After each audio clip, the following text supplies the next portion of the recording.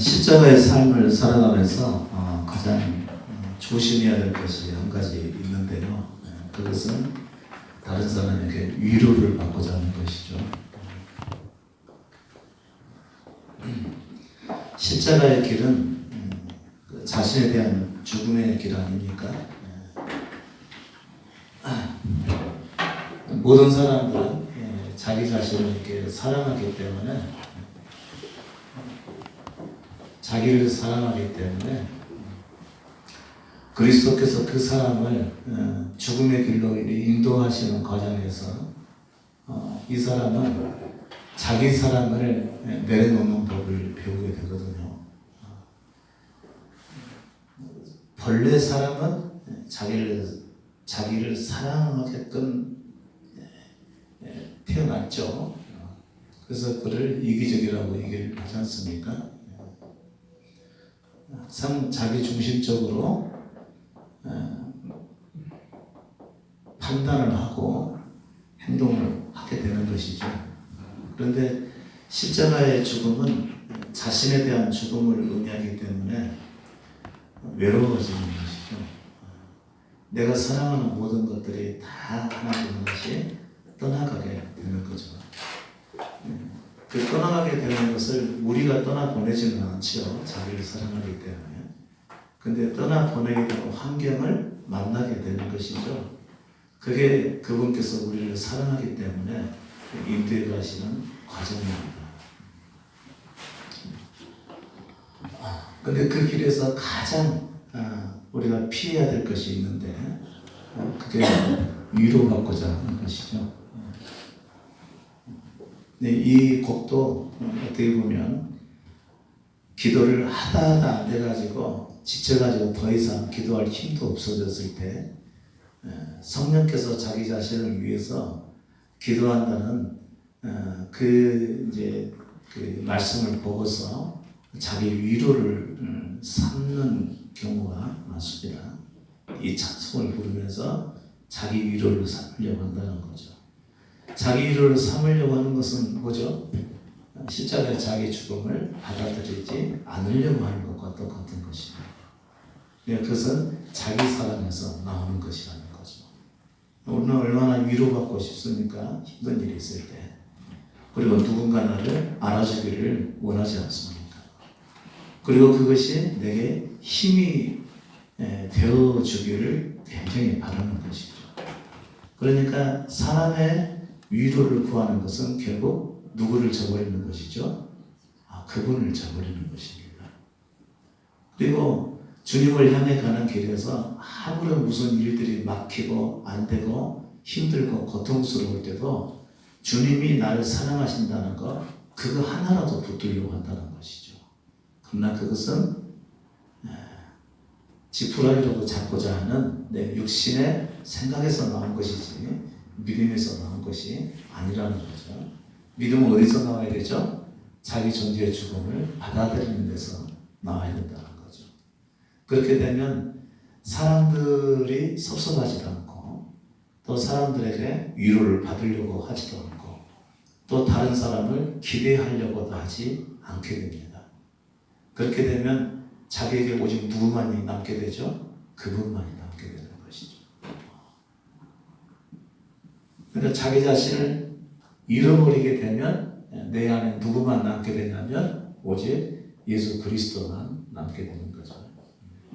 이랬을 때 예수 그리스도가 그 사람의 전부라고 말을 하게 되는 것입니다. 이랬을 때요. 그렇게 되면 오직 그분께서 우리 삶을 그분의 주도하에서 우리의 삶을 죽음으로 인도해 가시고 또 내가 사랑하는 모든 것들을 다 내려놓게 만드는 거죠. 그게 포기인 것입니다. 우리가 포기하는 것 아닙니다. 우리는 단지 내가 포기할 수가 없기 때문에 그분 앞에 내 자신을 드리는 것이고 그분께서는 모든 환경을 동원하셔서 나로 포기케 하시는 것입니다. 포기케 하시는 것은 우리 자신을 죽음을 통해서 살리기 위해서이죠. 그것은 철저히 그분께서 우리를 말씀으로 인도하시는 것입니다. 근데 대개 사람들은 포기하게 될 때 대개 비명을 지르게 되는 것이죠. 죽겠다고 비명을 지르게 되는 거죠. 그런데 정말 하나님께서 그 영혼을 사랑하시면 그 비명을 들을 때도 예수 그리스도께서는 어떻게 하시는 것이 맞을까요? 뭐든지 하시는 것이죠. 그래서 정말 자기 백성을 인도해 가시는 그분께서는 자기 백성이 땅에 속한 것들로 인해서 고통을 받게 될 때 그거는 그에게 위로를 허락해 주지 않으신다는 거죠. 더 잃어버리도록 그 사람을 계속해서 인도해 가실 분이고 전혀 어둠 가운데서 아무것도 보이지도 않고 또 잡히지도 않는 묵묵부답으로 그분은 이끌어 가시는 것이죠. 대개 사람들은 이 비명을 지르다 못 견뎌가지고 더 이상 어떻게 할 수 없을 때 그때 포기를 하게 되는 것입니다. 그러니까 사람은 자기가 아무리 포기하고 싶어도 스스로 포기가 안 되는 겁니다. 또 십자가의 죽음이 내 것이라는 사실을 인정하고 싶어도 스스로는 그 죽음이 인정이 안 되는 법입니다. 그래서 이와 같은 그리스도의 인도하시는 과정을 거쳐야만 다시는 자기 속에 어떤 세상을 향한 마음이 조금이라도 남아있지 않은 그런 때에 그때 자기 죽음을 받아들이게 되는 것이지, 그러기 전까지는 결코 우리 스스로는 그분께서 원하시는 삶을 살아갈 수가 없는 것이죠. 우리 스스로는 십자가에서 일어난 우리 죽음을 받아들일 수가 없는 것입니다. 그런데 이제 잘 알지 못하시는 분들이 일부러 죽게 만들기 위해서 막 강력하게 말씀을 증거하고 그 말씀에 순종하기를 원하게 만드는 것이죠. 강력하게 이끌어가는 것이죠. 이것을 이제 무서운 율법이 되는 것이죠. 억지로 이끌어가는 것, 그것은 바로 율법적 삶이라는 것입니다.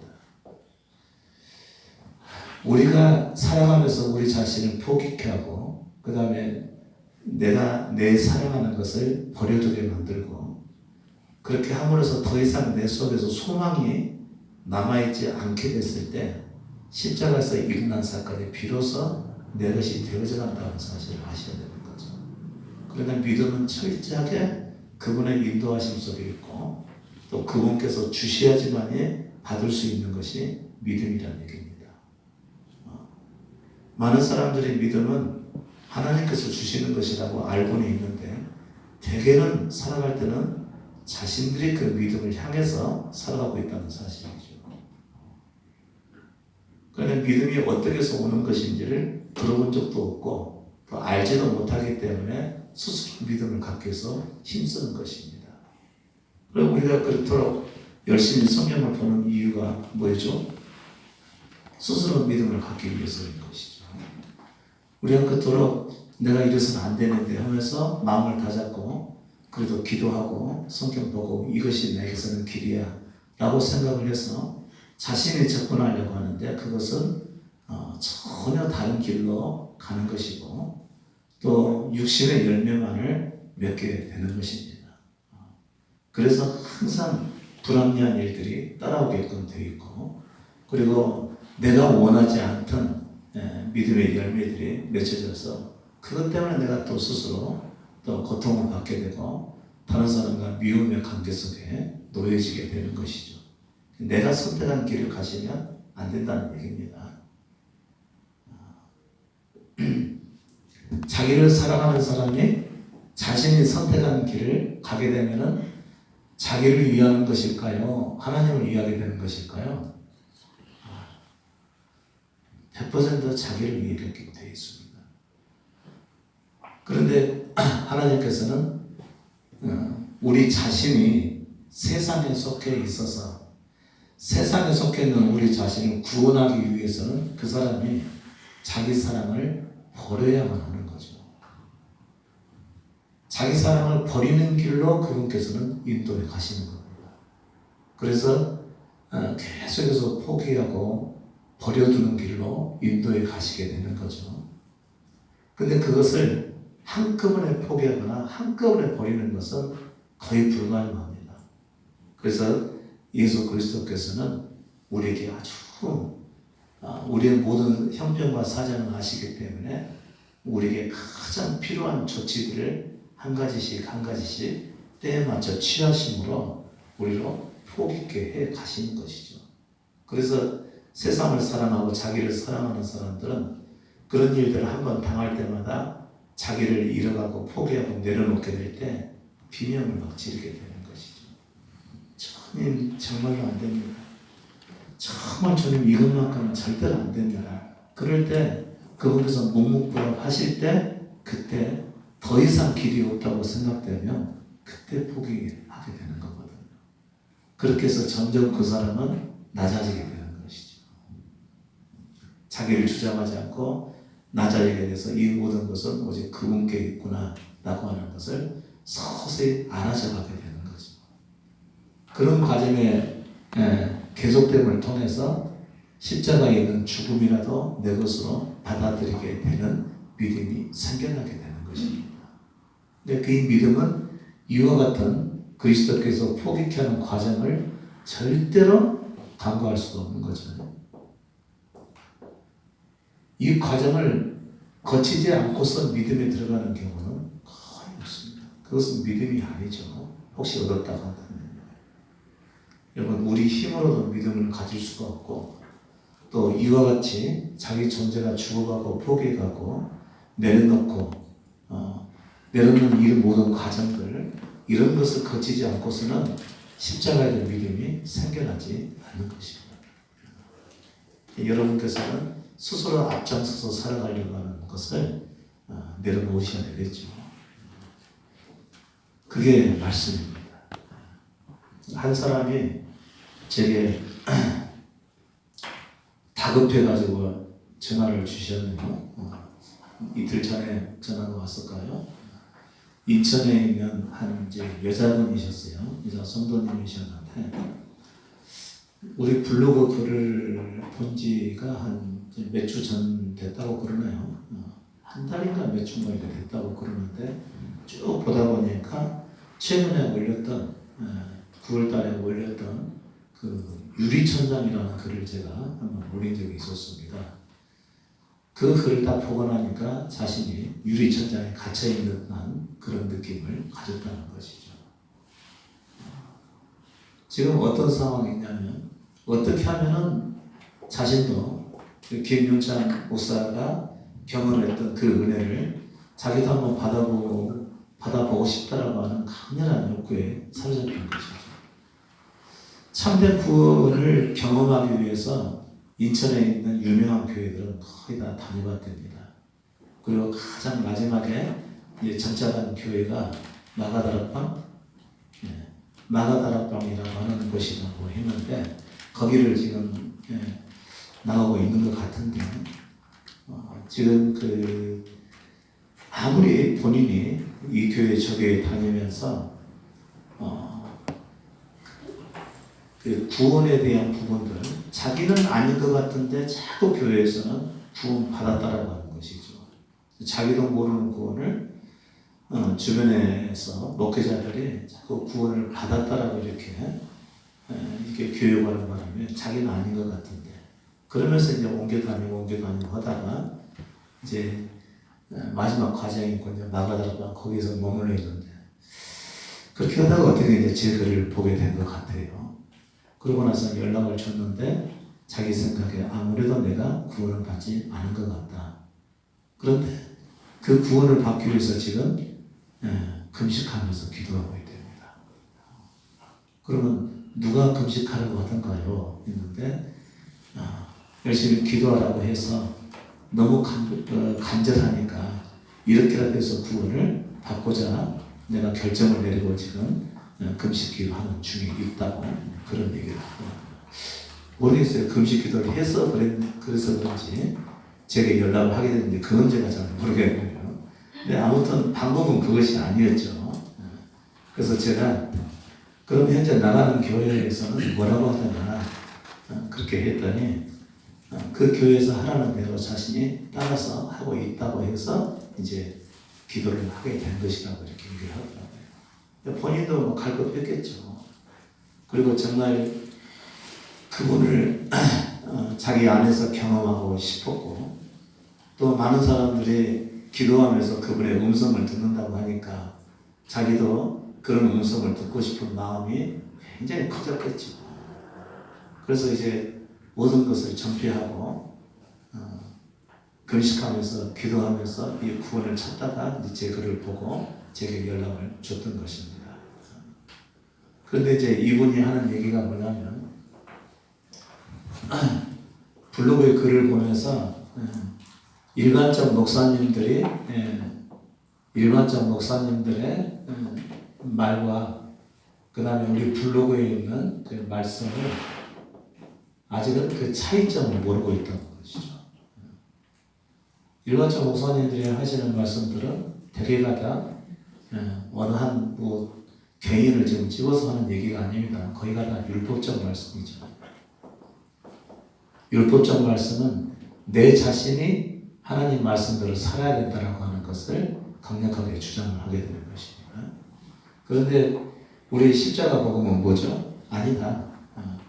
자신의 모든 것을 그리스도께 맡기고 그리스도께서 이루어 가시도록 해야 된다라고 하는 것이 그리스도의 말씀입니다.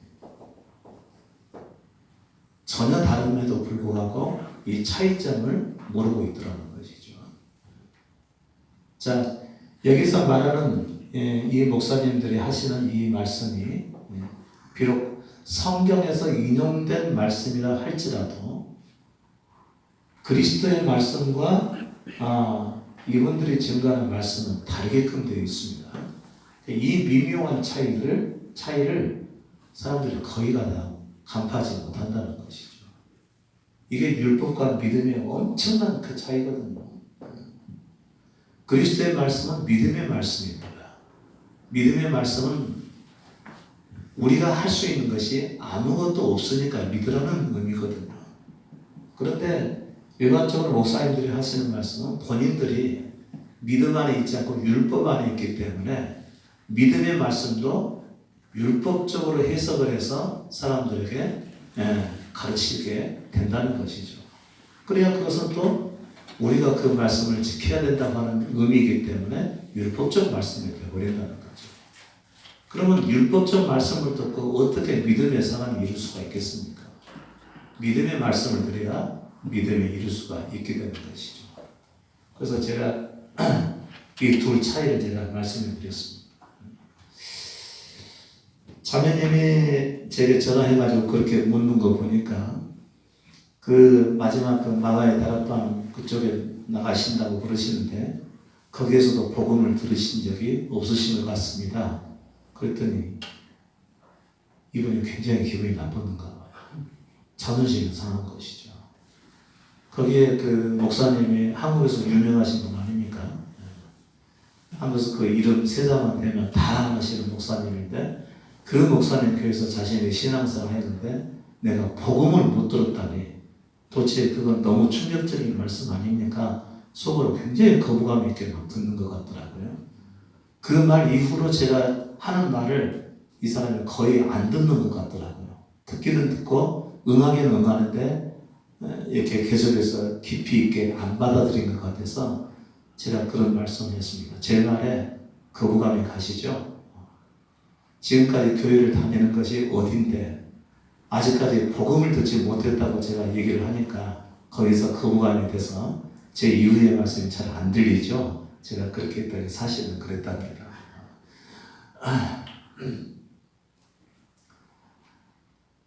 복음을 들으신 적이 없습니다. 그러면 통화를 끊기 전에 제가 말씀 한 가지만 설명을 해드리겠습니다. 예수님께서 수고하고 무거운 짐진 자들아 다 내게로 오라 내가 너희를 쉬게 하리라 그 말씀하셨을 때 그 말씀을 듣는 대상들이 하나님을 잘 알고 있는 유대인들이었습니까? 아니면 전혀 모르는 이방인들이었습니까? 당연히 유대인들이었었죠. 유대인들은 하나님을 잘 아는 사람들이었습니다. 평생을 하나님의 말씀 안에서 탄생을 했고, 오늘날로 말하면 모태신앙이고, 그리고 그 어려서부터 말씀을 들으면서 성장을 하고, 말씀 중심의 삶을 살고, 말씀을 떠나는 것 자체는 곧 하나님을 떠나고 배반하는 것이고, 자신의 멸망을 의미하는 것이기 때문에 절대로 말씀을 떠날 수가 없게 되는 사람들이었었죠. 그리고 그 사람들은 우리가 본래 자기를 사랑하도록 태어났는데, 하나님의 율법의 말씀은 오직 하나님을 사랑하라고 하는 그 말씀에 초점이 맞춰져 있지 않습니까? 그러면 그 율법을 지키는 것이 곧 하나님에 대한 사랑에서 지켜져야 되는 것인데, 자기를 사랑하도록 된 사람들이 하나님의 율법을 지켜가면서 하나님을 사랑해야 되니까 왠지 엇박자가 많이 나겠지요. 엇박자가 많이 나니까 당연히 말씀대로 안 사라지는 것이 정상인 것이죠. 그러면 말씀대로 안 사라지니까 말씀대로 살기 위해서 노력을 했을 것 아니겠습니까? 말씀대로 살기 위해서 노력을 하게 되는 것이죠. 여러분, 성경 말씀 보는 게 더 즐거워요? 집에 가면 TV가 먼저 켜져요? TV를 계속 봐온 사람은 TV가 더 먼저 켜지죠. 그리고 사회에서 생활할 때도 다른 사람과 대화를 하게 될 때 일반적인 대화가 더 우선입니까? 성경 말씀을 나누는 것이 더 우선입니까? 잘 안 나눠지는 것이죠. 그러니까 우리는 본래 자기를 사랑하게끔 되어 있고요. 자기 위주의 삶을 살게 되어 있지, 결코 말씀 중심의 삶을 사는 것 자체는 원래 우리하고 맞지 않는 삶이죠. 자기 사랑은 바로 죄인의 삶이고, 자기를 버리고 오직 말씀 안에서 살아가는 것은 하나님을 사랑하는 길인데, 자기를 사랑하는 사람들은 하나님을 사랑해야 된다. 이 말씀 안에서 안 사라지는 것이 정상적인 것이죠. 그러니까 당연히 노력을 하게 되는 것이죠. 노력만 해가지고 안 되니까 또 뭘 하는 것이죠? 당연히 또 기도가 가야 되는 것이겠죠. 그거 가지고는 안 되니까 강한 작정을 해야 되는 거죠. 다짐을 하는 것이죠. 또 헌신을 해야 되는 것이죠. 이런 과정을 통해서 계속 안에서 이 말씀 안에서 살고자 하는 시도를 행하는 것이죠. 그런데 이스라엘 망해버렸지 않습니까? 그러고 나서 깜깜한 400년의 기간이 지나고 난 이후에 예수께서 오셔가지고 그 하나님의 말씀대로 살고자 했던 유대인들에게 뭐라고 말씀하셨나요? 수고하고 무거운 짐진 자들아, 다 내게로 오라. 내가 너희를 쉬게 하리라. 이제까지는 너희가 하나님을 향해서 살기 위해서 그 수많은 수고와 노력을 했었고 기도하는 삶과 경건을 행했었지만, 이제는 내가 너희 안에 들어가서 너희를 통해서 내가 행하리라. 그래서 그것이 기쁜 소식이 되는 것이고 그분의 초청의 말씀이 되는 것이거든요. 그런데 지금 연락을 주신 자매님은 지금 제게 어떻게 하면 그것을 얻을 수 있냐고 방법을 물어보고 계셨고, 또 그 구원을 경험하기 위해서 금식으로 기도하고 있다고 했으니 지금 자기가 참 믿음을 얻기 위해서 좀 노력하고 있는 것 아니겠느냐. 그러니까 예수님의 그 초청과 그 복음의 말씀을 현재까지 들은 적이 없기 때문에 그와 같이 자기 행위로 시도하는 것이라고 제가 얘기를 했던 것이죠. 그러니까 성경 말씀, 수고하고 무거운 짐진 자가 다 내게로 오라. 내가 너희를 쉬게 하리라. 이 말씀을 이렇게 풀어주면서 하려고 시도했던 그 삶을 하지 말라고 말했던 사람이 있었느냐 제가 물어봤습니다. 그랬더니 아직까지 한 번도 들어본 적이 없대요. 그러니까 자매님 현재까지 복음을 들어본 적이 없습니다. 내가 그분을 위해서 살기 위해서 힘쓰고 있어야 된다면 그게 뭐가 기쁜 소식이겠습니까? 내가 해도 안 되는 것을 그분께서 대신 해 주시겠다고 하는 것이 그것이 복음이지고 그게 기쁜 소식이지. 그런데 자매님은 지금까지 복음 내지는 기쁜 소식을 들어본 적이 없으니까 자기가 계속해서 노력하려고 하는 것 아니겠습니까? 그렇겠죠. 그랬더니 고개를 끄덕끄덕 흔드는데 눈에 안 보이지. 인정을 하더라고요. 인정을 하는데 본인은 기분이 나쁜 것이죠. 그래서 우리나라에서 내노라는 목사님 교회에 다니면서 참 믿음을 향해서 몇 가지가 왔는데, 아니 그분들이 복음을 모르시는 분들이었고, 또 자기 자신이 참 믿음을 향해서 지금까지 달려오던 게 어디인데 복음을 들은 적이 없다고 하니까 이분이 아주 큰 충격을 받아버린 것이죠. 물론 이제 그분은 그분이라고 칩시다. 중요한 것은 누구죠? 우리인 거죠. 우리. 여러분이 참 믿음을 갖기 위해서 노력하는 그런 마음을 속에 아직도 지니고 있다. 다시 말하면 율법적 사고를 가지고 있다. 그렇게 되면 여러분은 믿음이 이룰 수가 없다라고 하는 사실이죠. 참 무서운 일이죠. 그래서 제가 이 말씀을 드린 거죠. 자매님 지금까지 그리스도의 말씀을 듣고 산 것이 아니고 사람의 말을 듣고 오셨습니다. 그러니까 아직까지 그분의 은혜를 경험하지 못했고, 또 그분을 향해 가는 참된 길도 듣지도 못했고 발견하지도 또 이루지도 못했던 것입니다. 지금이라도 그분이 주시는 구원의 은총을 얻으려면은 그리스도의 말씀을 들으셔야 됩니다. 차마 제 입으로는 제 말씀을 들으셔야 됩니다. 이렇게는 제가 말을 못하겠고, 그리스도의 말씀을 들으셔야 됩니다. 그러나 지금은 그리스도의 말씀을 전하는 것이 많지 않으니까 일단은 글들을 통해서 좀 잘 접해보시고, 그런 후에 말씀을 드려야 될 필요성이 생기게 되면은 그때 와서 들으시는 것이 좋을 것 같습니다. 그러나 한 가지는 반드시 기억하십시오. 글을 읽을 때 글을 말씀을 듣지 않고 글만 읽게 되면 자기 생각에 사로잡혀서 글을 보기 때문에 글의 전부를 볼 수가 없을 것입니다. 언젠가가 될지는 모르겠지만 빠른 시일에 와서 한번 말씀을 들어보고, 그리고 그 말씀 안에서 젖어 들어가는 것이 훨씬 더 유리할 것입니다. 제가 그렇게 말씀을 해드렸습니다. 그것은 제가 지금 여러분에게 지금까지 드려왔던 말씀에 해당하는 것이죠. 자, 현실이 좀 이렇게 된 것이죠. 그래서 우리나라에 많은 기독교들이, 교회들이 있지만 복음을 들지 못한다는 사실이죠. 성경을 인용해서 말씀을 전한다고 해서 하나님의 말씀이 되는 것이 결코 아닙니다. 대개의 사람들이 성경 말씀을 읽고 그리고 나서 말씀을 전하게 되면 그게 하나님의 말씀이라고 생각을 한다는 것이죠.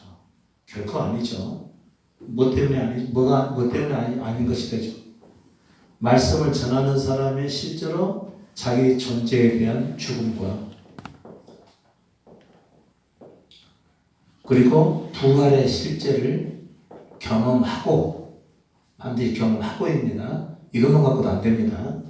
성령 받은 것만 갖고는 안 됩니다. 성령으로 살아야 됩니다. 그래서 한 달란트 받은 사람이 어떤 사람이었죠? 성령만 받고 그냥 숨겨두고 안 살아버렸죠. 성령으로. 자기 존재의 죽음을 경험하는 것도 대단히 어려운 일이고, 그리고 이제 자기 존재의 죽음이 경험되고 나서 그분께서 믿음을 주시게 되면 부활의 은총을 받기는 받습니다. 받기는 받는데 성령으로 살지 않게 되면 이 사람은 열매가 없게 되는 거죠. 열매가 없으면은 그의 나라에 참여할 수가 없게 되는 것이죠. 이것 곧 한 달란트 받은 사람입니다. 달란트가 없는 사람하고 동일하다는 것이죠. 반드시 성령으로 살아야 된다는 거예요. 그런데 말씀을 증거할 수 있으려면은 어떻게 되냐면 그분께서 세우시는 과정을 또 거쳐야 됩니다. 그러고 나서야 비로소 다른 사람을 말씀으로 인도할 수 있는 그 일을 행할 수가 있게 되는 것입니다.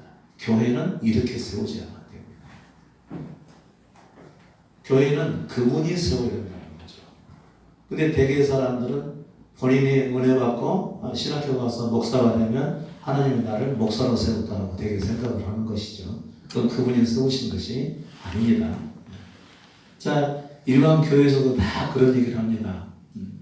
교회에서 권사가 되고 그 다음에 안수 집사가 되고 장로가 되는 것은 교회에서 그런 직분을 누가 주신 것이라고 얘기를 하는 거죠. 사람이 준다고 말합니까? 하나님이 준다고 말을 합니까?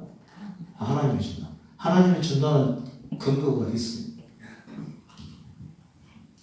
다 교회에서 목사님들이 그 교회의 유지를 위해서 스스로 생각해서 오른편을 선택을 해가지고 직분자를 세운 것이지. 그게 그렇다고 해서 그게 하나님이 세웠다는 근거가 어딨냐? 결국은 사람이 세워놓고 하나님이 세웠다고 말을 할 뿐이라는 것이죠. 목사도 마찬가지입니다. 신학교를 가서 목사가 되면 하나님이 세워서 내가 목사가 됐다라고 생각을 하는데 그렇지 않습니다. 그렇다면 그는 복음을 전해야죠. 복음을 전해야 되는데 이전에 수많은 교회를 다 다녔던 이 사람 아직까지 그 복음을 들어본 적이 없답니다. 진정한 믿음을 얻기 위해서는 아무것도 할 것이 없다랍니다. 그리스도 안에서 쉬야만 믿음을 가질 수가 있다는 그 사실을 한 번도 들어본 적이 없답니다. 그럼 그 수많은 사람들이 과연 하나님께서 세우신 사람입니까? 세우기는 세웠겠죠. 율법의 종으로. 믿음의 종은 아니겠죠. 하나님께서 자기 백성들을 믿음으로 인도하시기 위해서 먼저 율법 아래 있어야 되니까 그 율법의 종으로는 세우는 그 세움을 입었을지는 모르겠죠. 그러나 아직 믿음의 종으로는 세움을 받으려면 반드시 자기 존재의 죽음을 경험을 해야 됩니다. 그러려면 육신의 것이 나와야 돼요? 안 나와야 돼요? 자기 존재의 죽은 사람은 육신의 것이 안 나오는 거겠죠. 물론 100% 나오지 말아야 된다는 그런 의미는 아닙니다. 그리고 반드시 그분의 생명을 받는 부활의 역사를 반드시 경험을 해야 됩니다. 그걸 받았다고 해서 또 거기서 끝나는 게 아니죠. 그분께서 계속해서 세워가시는 과정은 또 거치하면 됩니다. 그리고 나서 때가 돼서 그분께서 누구를 가서 만나라. 또 누구를 만나서 가서 복음을 증거하라. 그렇게 해서 사람들이 그의 말을 듣기 시작하게 되면 그때서부터 그 증거하는 일을 하게 되는 것입니다. 이랬을 때 자기의 의도와는 상관이 없이 자기의 의지와는 상관이 없이 그분께서 세워서 그분의 말씀을 증거하게 하는 일, 그게 곧 그리스도께서 그 사람을 세웠다라고 말을 하게 되는 것이죠. 그것을 우리는 교회라고 얘기하는 것이죠.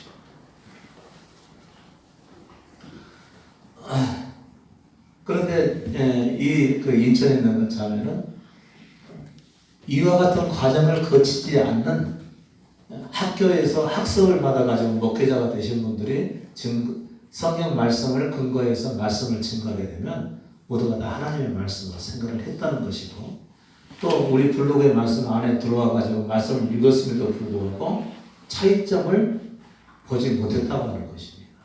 차이점을 보지 못했다면 이 사람은 아직도 복음을 듣지 못했다는 것이고 접하지 않았다는 얘기입니다.